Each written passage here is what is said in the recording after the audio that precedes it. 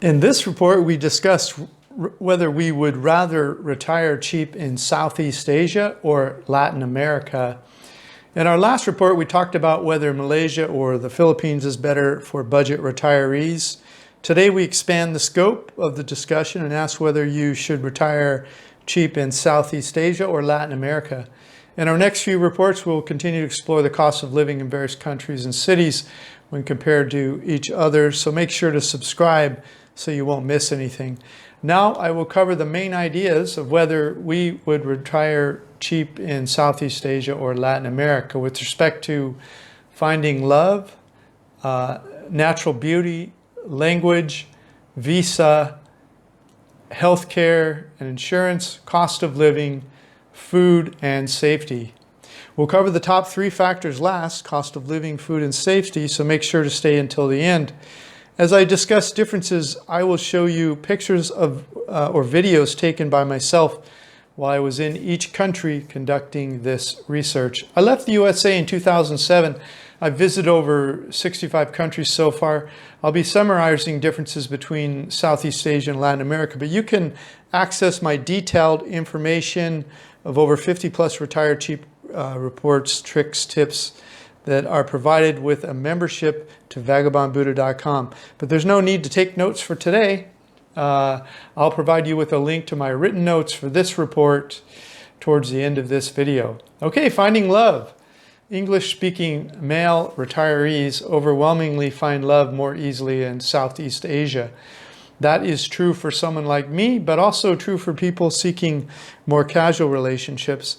There just seems to be more people in Southeast Asia that speak English and are not bothered by a 20 to 30 year age difference. In places like Thailand and Philippines, it's more pronounced and obvious, but it is true in general all over Southeast Asia. During World War II, Vietnam, and the Korean War, Southeast Asia developed a kind eye towards Western men, and that remains true today. So a normal guy that wants a real relationship rather than paid sex will have better luck in most of Southeast Asia generally as compared to Latin America. Because of the dangers inherent in prostitution, I highly recommend against getting involved with that underworld. I'm not sure why. Maybe it's the language barrier, but Latin American culture does not seem as welcoming to older English-speaking male retirees looking for long-term relationships. There are always exceptions in both Southeast Asia and Latin America, so I'm just talking about my overall experience spending time there and observing. Southeast Asia wins in the finding love department. Okay, next up, nature. With two large regions such as Southeast Asia and Latin America, it's almost ridiculous to talk about which has the most beautiful natural beauty. So I'll just make some generalizations. Southeast Asia does have some mountains, but overall the mountains are much higher in Latin America. Some even have snow year-round. Whereas in Southeast Asia, the hills are mostly like hill stations where the colonialists went in the hot summer months to cool off.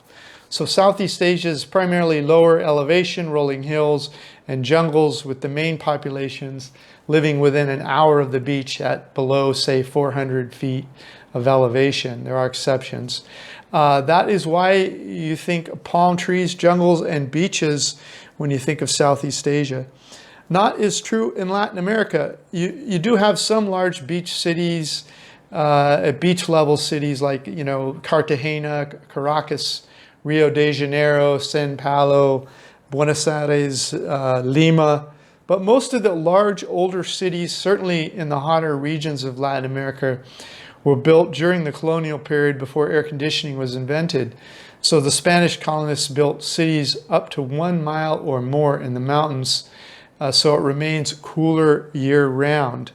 Places like Mexico City, Morelia, Querétaro, Puebla, and Oaxaca in Mexico, and Medellin, Bogota, Quito, Arequipa, and Santiago in South America were built at higher elevations where the air is cooler year-round. Of course, Central America and other Latin Caribbean countries are mostly low-level jungles and beaches like Southeast Asia. So if you're looking for a variety of topography, that includes extremely high elevations with cooler temperatures and snow-covered mountains. Latin America provides that diversity. Okay, English language. I speak only transactional Spanish, so I struggle slightly more when I'm in Latin America. In tourist areas, I can often get by with low-level Spanish skills, but when I start venturing into local neighborhoods or traveling off the beaten path to less touristy areas, I have to pull out my Android smartphone and use Google Translate. Google Translate has gotten me out of a bunch of jams in a few minutes just by typing or saying into English, and it will translate it into Spanish or Portuguese or whatever you need in Latin America. In Southeast Asia, their English skills are better overall, from my experience, but you'll run into trouble in smaller towns off the beaten path. In Vietnam in particular, once you're out of the tourist areas, you'll need Google Translate by your side. Google Translate and Google Maps will help you communicate all over the world, so make sure to get a local SIM card each time you enter a new country. You'll find local data cards in every country in Southeast Asia and Latin America with local data rates at about 80% off your home country rates. So you might wonder why I say Latin wins in the language department. Yes? Here's why. No matter whether you pick Southeast Asia or Latin America, you're going to want to learn some local language. If you pick a primary retirement location for your travel base, you'll want to learn what they're talking about there just for a more interesting life. In that case, if you pick Latin America, if you should learn Spanish. Once you know Spanish, you'll be able to travel throughout all the countries in Latin America, except Brazil, using your new language. Whereas if you pick any country in Southeast Asia and learn the local language, you'll only be able to use it in that country. Every country has a different local language, some of them multiple languages. Okay, visa. The visa rules are better in Latin America overall. Many of the Latin American countries will stamp your passport for 90 days with no visa required upon entry for Americans, Canadians, Europeans, i.e. Westerners. Mexico will stamp many Westerners' passports with 6 months visa-free on entry, whereas Thailand only gives you 30 days if you enter by air, and then you have to get an extension for 30 more days. Vietnam requires Americans to get a visa or visa letter before they try to enter the country. Malaysia stamps many Westerners with 90 days visa-free upon entry. Of course, these rules are subject to change without notice and are presently suspended during coronavirus. Make sure to contact the embassy for each country before buying your entry flight or ground transportation. The nice thing about Southeast Asia is you can quickly get a cheap flight to another Southeast Asian country when time is up on your visa-free time. Whereas the airline industry is not as competitive because it's more monopolized in Latin America, so the flights can be way overpriced. So you may want to move between countries linearly on land to avoid flights in Latin America. Just start in North Mexico and slowly move south on buses, avoiding airfares altogether. We've done this for months at a time.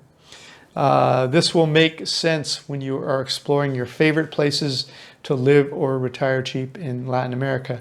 So Latin America wins in the visa game. At 90 to 180 days per visa, free entry for each country, you could spend years traveling around Southeast Asia without paying for visas. Again, check the embassies before buying a flight or a bus ticket, because rules change. If you're finding any value here, could you please like, comment, or subscribe, or share? That would move us up in the search rankings and help us grow our channel. Thank you so much in advance. Okay, what about healthcare and health insurance? The health insurance situation is a little too complex to generalize when comparing Southeast Asia and Latin America. But both regions have great hospitals and doctors if you can afford it and you know who to go see for your particular ailment, which you'll have to find out via research. The best care in both Southeast Asia and Latin America is almost always in larger cities, but those are also the most expensive places to live and get health care.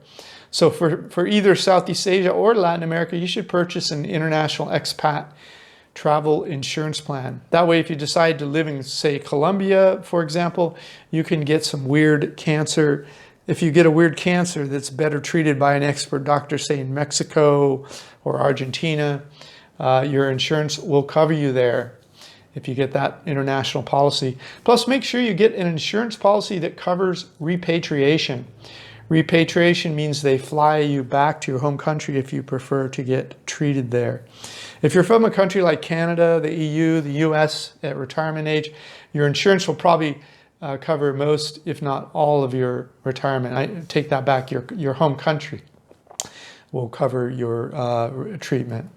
However, make sure if you do stay for your treatment, make sure you ask all the right questions so you don't end up with a policy with too many exclusions in Latin America that exclude pre-existing conditions or hospital choices, that kind of thing, because you may need to move around to get the right doctor. If you are retirement age, you'll be quoted in the range of about $1,500 to $3,000 per year, depending on your age and pre-existing conditions, if any. Just Google expat health insurance in Southeast Asia or expat health insurance in Latin America. You'll get some bids, send some emails, talk to some agents, and find out what your costs are. Make sure you get all your questions answered before you write a check.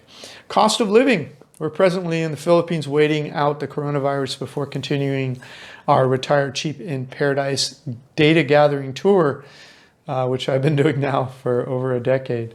We are 2 people, and our food, rent, and local transportation is running about $1,200 per month here. We have met a few expats here that are spending less than us, as little as $800, but most are spending more, like around $1,500. But when I drill down on their costs, many are spending way more money than us on alcohol, like $200 to $400 per month in bars. Many are also eating their meals almost exclusively in expensive international expat restaurants for $6 to $12 per entree. We have seen that same pattern in our travels throughout Southeast Asia, Malaysia, Thailand, Vietnam, Indonesia, Laos, Cambodia. Cheap people throughout Southeast Asia, other than, say, Singapore, are able to live on budgets ranging from about $1,000 to $1,500 for 2 people for just the rent, food, and local transportation. They're often able to live on less by shopping in the local markets instead of the fancy expat grocery stores. They also save money by cooking most of their meals at home instead of eating in expensive expat restaurants. If they drink alcohol, they save money by drinking local alcohol at home with friends instead of imported alcohol in bars. And if they go out to bars at all, it's once a week instead of daily. And before they go to the bar, they have a few drinks at home and only have 1 or 2 at the bar. We followed many of these same living patterns in Latin America to keep our budgets low. We bought fresh foods in the open air markets 3 to 4 times a week instead of expat grocery stores, and cooked most of our meals at home. We even packed lunches when we went on day trips to avoid buying expensive food. The tour guides invariably take you to expensive restaurants during day trips. So we maintained our budget of around $1,200 to $1,800 per month in much of Latin America. Some cities went way over budget, like in Playa del Carmen and Tulum, Mexico, and in Cartagena. But that was when I had a consulting contract, so we weren't budgeting at the time. Many of our Retire Cheap reports at vagabondbuddha.com have tips and tricks like these to save money. Okay, food. We prefer the food in Southeast Asia, but that is purely a preference thing. Our favorite food in the world are Thai, Vietnamese, and Italian. Asian dishes in general provide a large helping of fresh vegetables integrated in every meal.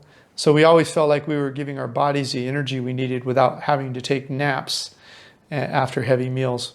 When we travel through Latin America, many of our dishes have rice and beans, and they just felt heavy to digest. We felt like the food in Latin America slowed us down instead of empowering us. But that was okay because we could buy cheap, fresh food ingredients and cook healthier foods at home in our kitchen. No matter where we are in the world, we also make and eat large salads packed with healthy vegetables and nuts and even some fruits. But since we prefer Asian food, Southeast Asia wins the food game. Okay, please pause the video now to read this important liability disclaimer that limits your rights. You can also find the disclaimer in the description below this YouTube video.